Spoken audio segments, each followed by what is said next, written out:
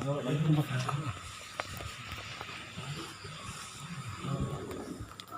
memberikan kepada kita kesempatan lagi dan lagi untuk kita lebih banyak lagi mempersiapkan persoalan yang agung kita dengan Allah Subhanahu wa Ta'ala. Hadirin yang mulia, kalau kita pikir-pikir, sebenarnya kita ini terus kehidupan kita ini berjalan tanpa kita sadari. Detik demi detik, menit demi menit, jam demi jam, hari demi hari, bulan, tahun, terus berjalan tanpa kita sadari, terus berjalan.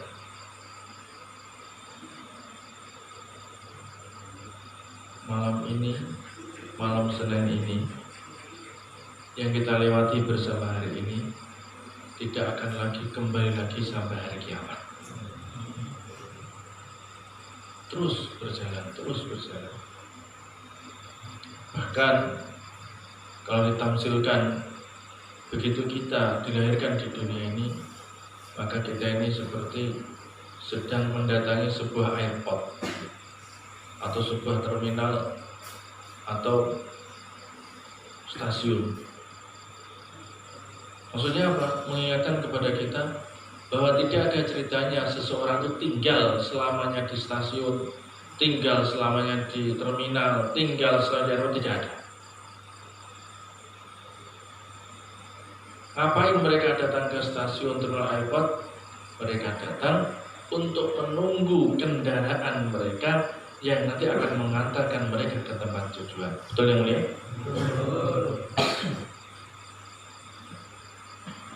Begitu orang datang ke airport, dia lihat jam, pesawat jam segini biasanya, kadang-kadang tepat, kadang-kadang mundur, kadang-kadang delay. Begitu pesawat datang, mau nggak mau dia harus ikut pesawat, kemudian diantarkan ke tempat tujuan dia. Mau dia ke Makassar, mau ke Bali, mau ke dia ke India, mau ke dia ke Pakistan, ke Singapura, kemana? Sesuai dengan rute yang sudah ditentukan. Gak ada orang di airport lama, kamu apa? Saya betah Pak di sini Pak. Saya tak nggak usah kemana-mana. Oh nggak boleh, tendang sama satpam. Gitu. Itulah gambaran. Begitu kita ada di dunia, semua kita hanya menunggu panggilan. Siapa nanti yang mengantarkan kita? Yang mengantarkan kita adalah malaikat Israel yang akan mencabut nyawa kita. Mengantarkan kemana?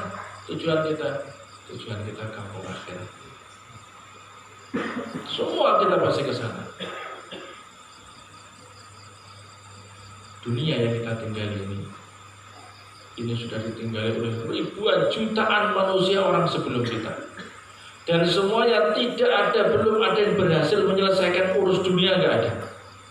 Jadi kalau kita merasa, saya mau selesaikan dulu urusan saya dunia, tidak bisa. Orang-orang sebelum kita pun begitu, merasa mengurus dunia, ternyata waktunya nggak cukup, nggak nutut, jemputan sudah datang. Mari silakan saya antarkan Anda menuju ke kampung akhirat. Dunia yang kita pijak, tanah yang kita pijak ini, udara yang kita hirup udaranya, air yang kita minum darinya, dulu pernah dipijak, diminum, dihirup oleh jutaan manusia orang yang berbagai macam. Ada sebaik-baik manusia, para anbiya rasul alaihi wassalam. Ada sejahat-jahatnya manusia, Fir'aun, Namrud, Qarun, laknatullah alaih. Semua pernah ada di dunia. Kemana mereka semua sekarang? Mereka sudah menghadap kepada Allah Subhanahu wa Ta'ala.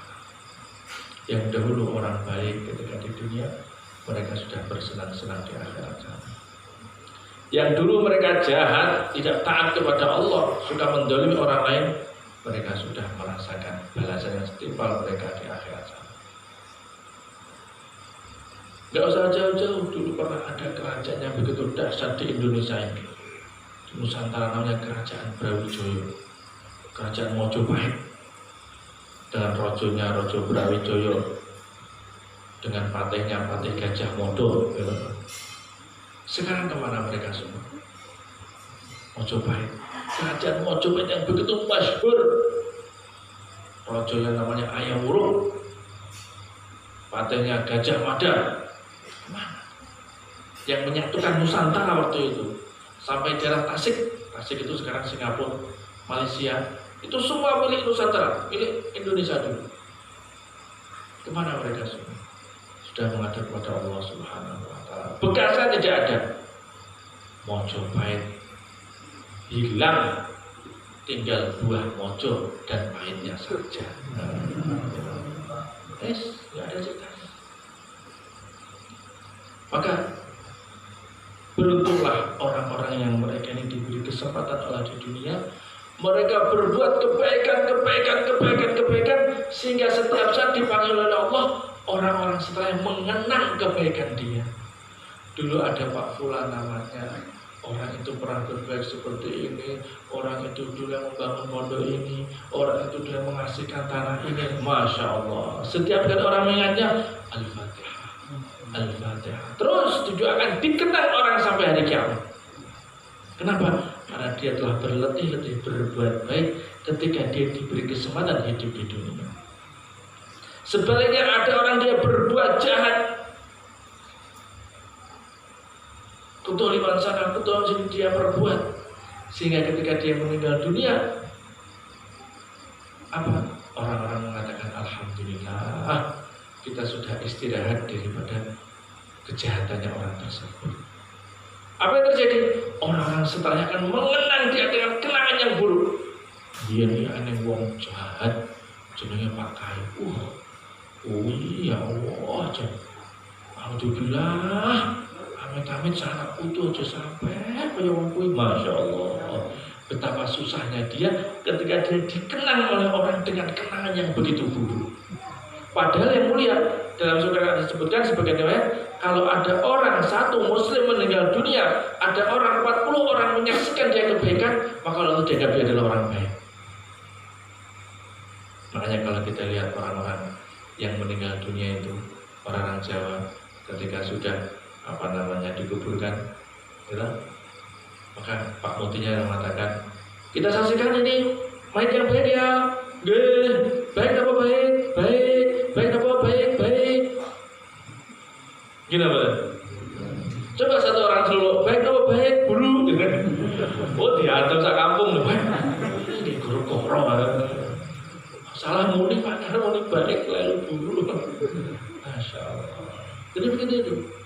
Alangkah bahagianya kita, senangnya kita, bila kita nanti setelah kita dipanggil oleh Allah, kenangan yang ada hanya kenangan indah yang dikenang oleh orang setelah kita.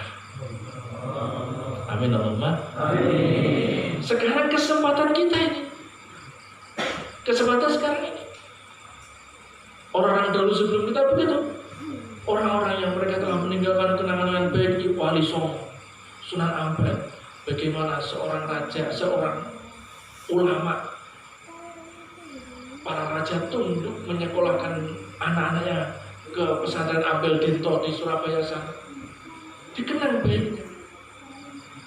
Masya Allah, zaman jauh kurang lebih berapa ratus tahun yang lalu, misalkan di khilafah di Turki sana, Turki Utsmani, seorang anak muda 19 tahun, Muhammad Al-Fatih, bagaimana dengan gagahnya mereka menyerbu Konstantin yang sudah ribuan tahun belum pernah terbuka, yang mana Nabi sendiri sudah menyabdakan nanti akan ada suatu pasukan yang akan membuka benteng Konstantin ini.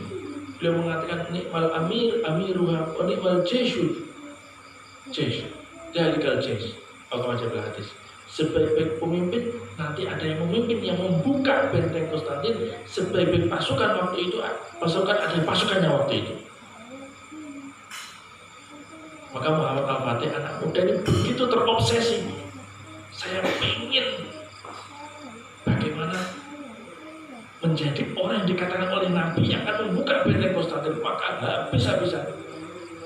Termasuk yang beliau kerjakan sebelum beliau menyerang benteng Konstantin, beliau datang ke makom Abu Ayyub Al-Ansari sebagai orang yang pertama kali dari kalangan sahabat dulu pernah membuka benteng Konstantin. Sebelum datang sama Konstantin beliau wafat, dan sebelum wafat beliau berpesan, nanti kalau sampai saya sebelum terjadi peperangan kalau saya meninggal dunia, tolong kuburkan jasad saya di dekat dengan benteng Konstantin, dengan harapan suatu saat ketika terbuka aku bisa tahu terbukanya benteng Konstantin. Ternyata betul meninggal dunia, akhirnya dikuburkan di dekat kuburannya benteng Konstantin.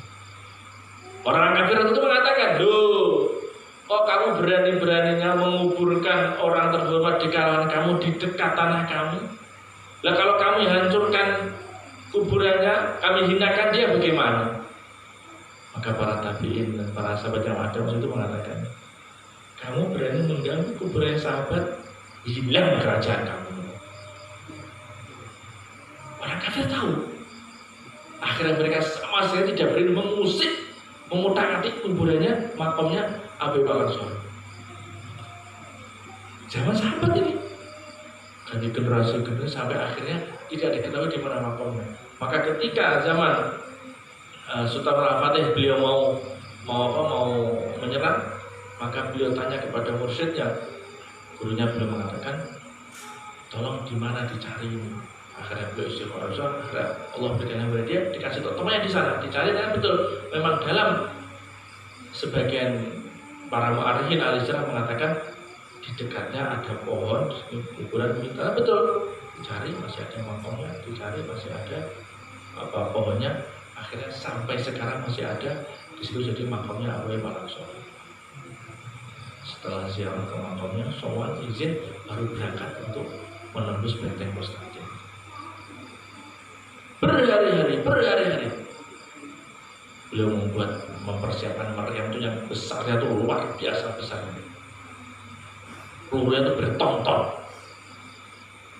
tembakan ke benteng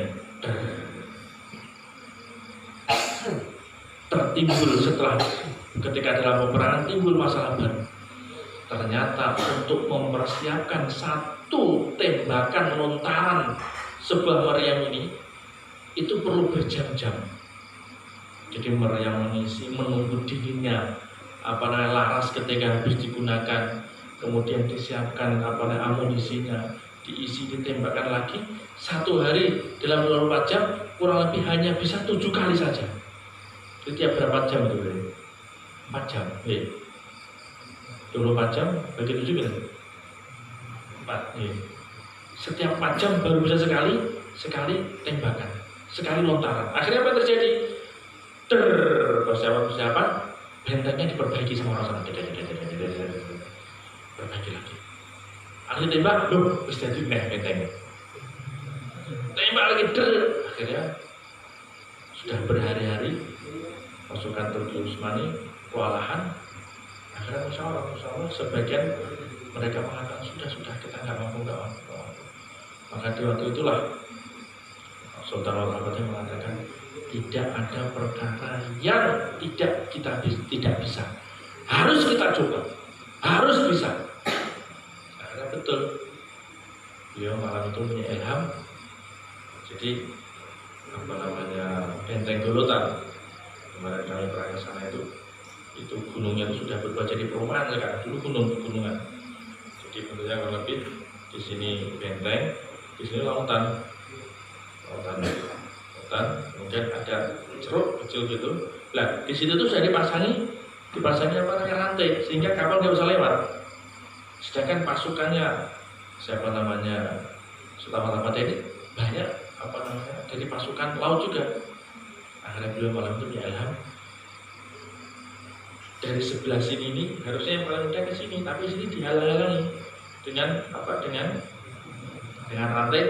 Akhirnya malam itu berapa 74 kapal dinaikkan lewat gunung. Caranya bagaimana? Dengan cari kayu bulat-bulat begitu, diberi lemaknya binatang dan licin, kapal ditarik. Semalam itu ditarik dari 74, akhirnya ditarik. Jadi sini laut, sini benteng, dilewatkan ke atas, tembusnya ke sini. Di sini titik terlemah. Naik. Pagi dilihat kapal sudah di sini semuanya, Dan orang Islam bertakbir, langsung orang yang mengatakan hari ini kalah kita, habis kita. Betul, akhirnya dari situ mereka masuk.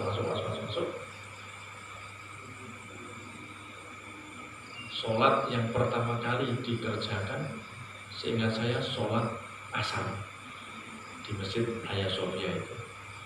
Habis zuhur, persiapkan dulu penyerangan terakhir. Sebelum penyerangan terakhir, semuanya pasukan disuruh puasa semua. Kalau nggak salah hari Kamis, puasa semuanya. Hari Jumat penyerangan terakhir. Selesai sholat Jumat, maju pasukan. Pertama kali pasukan apa? Pasukan yang anak-anak muda. Kenapa anak muda? Anak muda ini punya kekuatan yang lebih, walaupun nggak punya pengalaman. Kosro, gitu. Wes saya cara wong tawuran wis saenake waktu diantem nih, pecok pacul, gaman arep itu maju perang. Tarik mundur, ganti pasukan reguler, pasukan pemerintah maju. Tarik lagi, terakhir Janisari pasukan khususnya apa Turki Utsmani maju, gredeg. Habis zuhur mereka memulai penyerangan, asar sudah terbuka.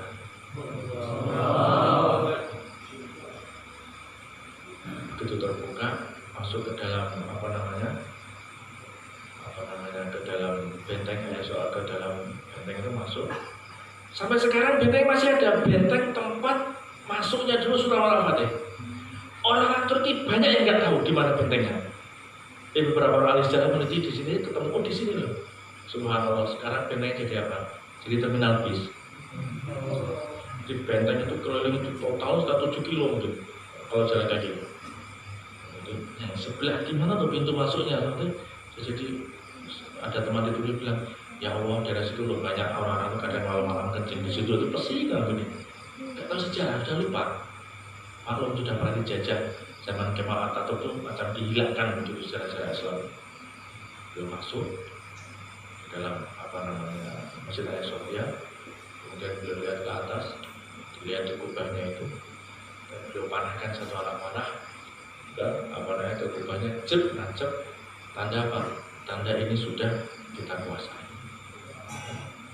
Pertama kali sholat dikerjakan sholat apa? Sholat asar di situ. Makanya kemarin ketika dibuka lagi itu, yang dikerjakan pertama kali adalah sholat asar. Kenapa? Tafaulan dulu pertama kali dibuat oleh Sulaiman Al-Fatih itu sholat asar.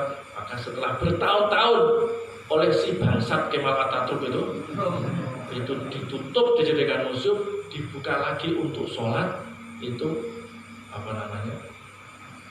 sholat asar. Masya Allah, sampai sekarang masih ada yang mengenai Turki. Ini belum lama Turki ini istilah runtuhnya ini belum lama, mungkin seratusan tahun yang lalu. Belum lama. 19 berapa runtuhnya? 24 atau 23. Sekarang berapa? 2002 aja. Maka Masya Allah, begitu kita lihat cerita ini, apa yang dalam pikiran kita? Bagaimana dulu perjuangannya seorang anak muda 19 tahun Muhammad Al-Fatih, begitu kita kenal, begitu indahnya, lupa saya 1921 lupa. Jadi begitu hebatnya dulu sehingga orang setelah mengenai dengan begitu kenangannya indah. Saya teringat kata sebagian ulama itu mengatakan, termasuk pesannya keturunan Sultan Muhammad Al-Fatih itu, Sultan Turki itu, beliau selalu berpesan kepada anak-anak cucunya, kamu besok nanti kalau jadi raja, kamu khilaf sama siapa aja boleh. Kalau kamu nggak cocok sama saudaramu, nggak apa, sama siapa, nggak apa, sama siapa.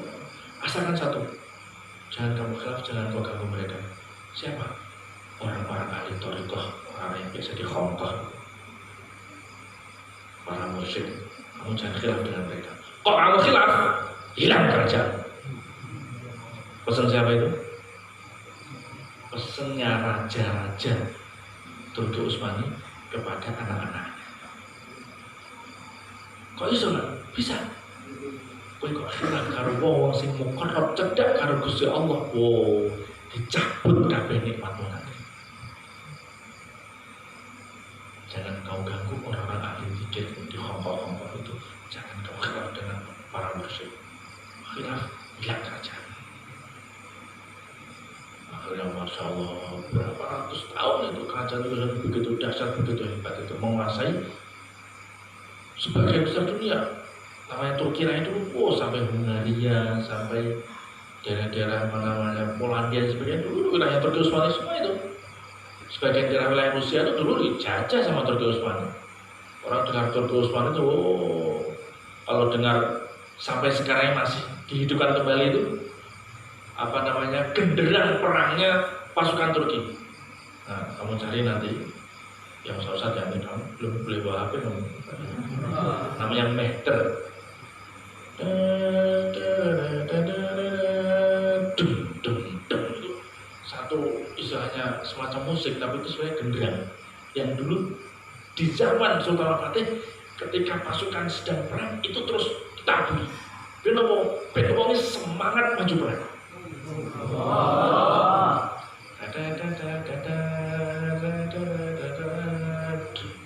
Soalnya masih ada. Oh, yang sausat itu cari di apa namanya di YouTube itu. Mehter Turki itu keluar semua itu dengan pasukan Janisari yang modelnya kok lincip ke atas itu kayak gantol pelem atas itu. Kita mengenangnya dengan kenangan begitu indah. Kenapa? Karena perjuangan beliau ketika dulu masa hidup. Tetapi sebaliknya di Turki juga tidak lama, tidak lama yang mulia. Kurang lebih hanya masa kekuasaan dia kurang lebih hanya 19 tahun. Turki Utsmani kerajaan yang begitu hebat. Masya Allah, museum-museumnya sampai dulu yang ngurusi Mekah Madinah itu Turki Utsmani. Dulu ada kereta dari Madinah sampai Turki. Kereta apa namanya? Kereta api. Lah, ketika zaman Syarif Hussein dijatuhkan sama kerajaan Ali Saud, akhirnya mendirikan kerajaan Saudi Arabia itu kerajaan Ali Saud namanya, terus jadi Saudi itu. Ketika diturunkan, maka benda-benda peninggalan Nabi yang di Mekah dikawal dengan begitu ketat oleh para pasukan Turki, diamankan sampai sekarang ditaruh di Turki itu. Museum Topkapi itu. Kenapa? Kalau tidak dihancurkan juga dihilangkan nanti bekas-bekasnya oleh orang-orang salah fikir. Masya Allah, 19 tahun begitu hebatnya Turki Utsmani, ratusan tahun berjaya. Dalam masa 19 tahun dihancurkan oleh orang namanya Mustafa Kemal Atatürk. Pelan-pelan sampai tingkatannya azan tidak boleh pakai bahasa Arab, diganti bahasa Turki. Allah Maha Besar, Allah Maha Besar. Itu bahasa kita loh, bahasa Turki. Begitu itu. Subhanallah, subhanallah. Orang pakai jilbab berubah negara Islam jadi negara sekuler. Padahal dulu orang itu belajar itu banyak ke Turki Utsmani. Kamu tahu sepatu Hegel? Sepatunya wanita yang di tubuhnya ada cowoknya itu loh, ada ganjelnya tuh, diganjel. Nanti ibu kayaknya kakinya sakit apa cari kayu diganjel gitu kan, sepaku tidak laku, ngicik-ngicik kakinya belakang tuh, tau Hegel tuh, atau jinjit, seorang Jawa atau jinjit. Itu aslinya yang pertama buat orang Turki. Di sana sepatu itu ditinggikan itu untuk apa? Untuk musim hujan supaya bajunya tidak kena tanah yang di bawah itu. Ini jadi model sampai sekarang diikuti oleh orang-orang budaya barat. Orang-orang barat dulu datang ke Turki apa? Belajar memintal baju bunga seperti bunga tulip. yang ada di Belanda di mana-mana. Dari mana? Mereka datang ke Turki untuk meminta. Jadi begitu hebatnya itu bisa dihancurkan oleh seorang melalui pikiran sekuler pelan-pelan sampai subhanallah 19 tahun saja. Subhanallah, ketika mati, sebelum mati Allah hinakan, badai itu busuk semuanya. Yang nyolati, nggak ada yang mau nyolati. Berhari-hari. Akhirnya datang saudara, ini orang Islam, itu sholat. Akhirnya dia yang sholati. Disolati, dikuburkan, tanah nggak mau nerima. Ini taruh di sebuah tempat, di situ ditaruh di atas tanah, terus dicor. Setelah dicor, maka ternyata busuknya masih menyebar keluar sampai sekarang. Makanya kalau orang datang ke sana diberi minyak wangi. Kenapa? Sebenarnya untuk menutupi itu busuknya Kemal Atatürk. Busuknya masih ada. Bayangkan hidup yang tidak lama, tak berapa tahun dihancurkan Turki Utsmani selama 19 tahun, tetapi dikenang selama-lamanya sebagai penjahat. Sekarang kemana dia? Sudah menghadap kepada Allah, mempertanggungjawabkan Allah. Betul ya? Makanya Masya Allah, ini kesempatan kita hidup, kita berbuat baik sebanyak-banyaknya, supaya nanti ketika kita dipanggil oleh Allah, orang-orang mengenal kita dengan kebaikan-kebaikan.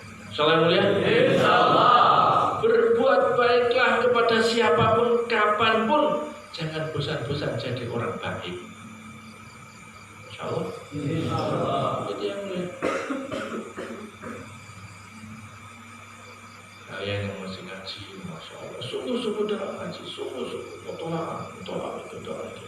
Supaya apa? Supaya ilmu yang masuk jadi yang ekon yang mantap, yang rosih gitu. Sehingga nanti ketika tiba masanya sudah kalian pulang ke rumah, kalian berjuang di rumah. Karena sungguh-sungguh ngajinya dulu, sungguh-sungguh kepada di pondok, Allah berikan kepada kalian masing-masing pondok semua. Amin.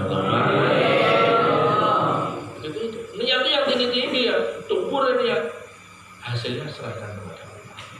Insyaallah. Al-Fatihah. Allahumma salli ala sayyidina Muhammad wa ala ali sayyidina Muhammad radhiyallahu tabaraka wa ta'ala. Rabbana zalamna anfusana wa lam taghfir lana wa tarhamna lanakunanna minal khasirin. Rabbana ighfir lana wa li ikhwanina alladhina sabaquna bil iman wa la taj'al fi qulubina ghillan lil ladzina amanu rabbana innaka ra'ufur rahim.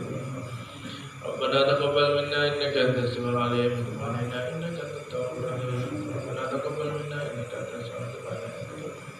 Rabbana taqabbal minna innaka antas samiul 'alim wa tub 'alaina innaka antat tawwabur rahim.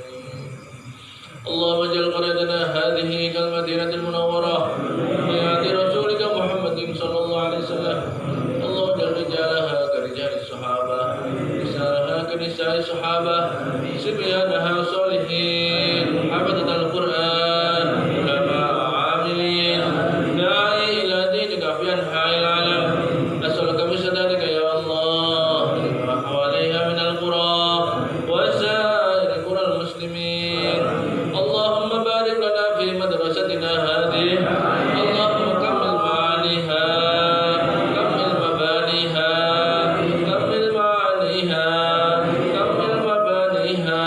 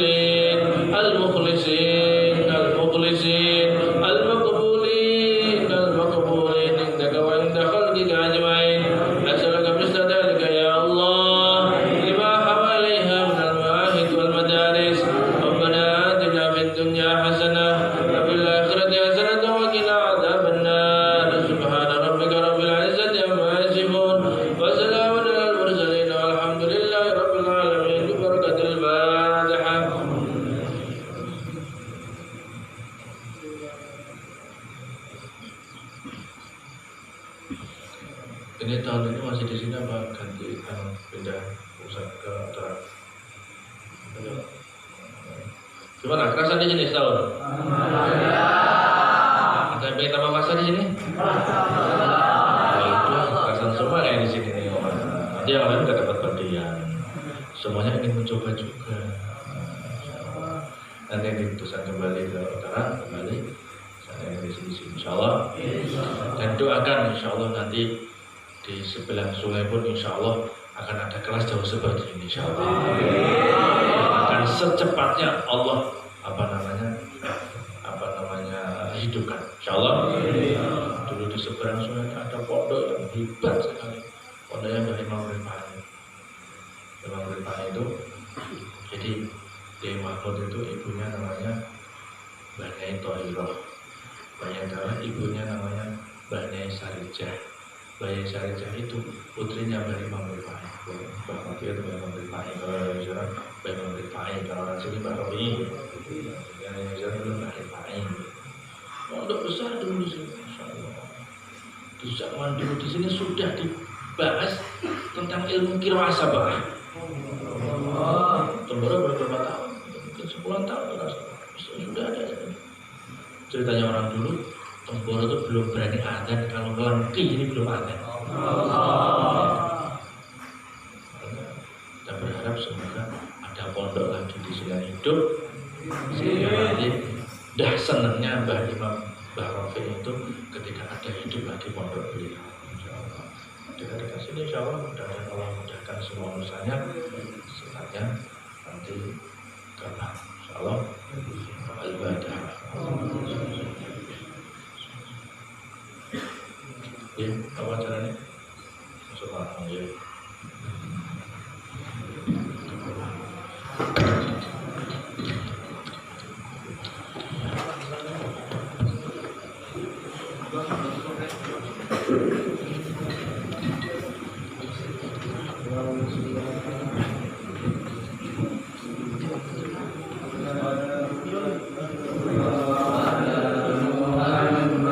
Sallallahu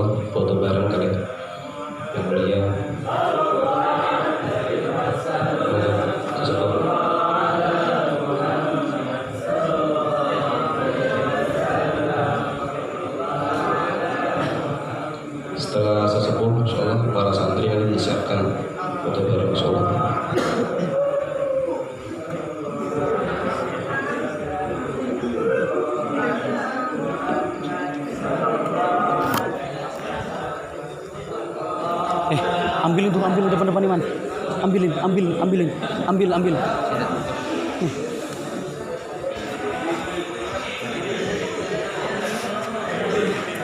Fotoin gue, yang rapi ya bagus.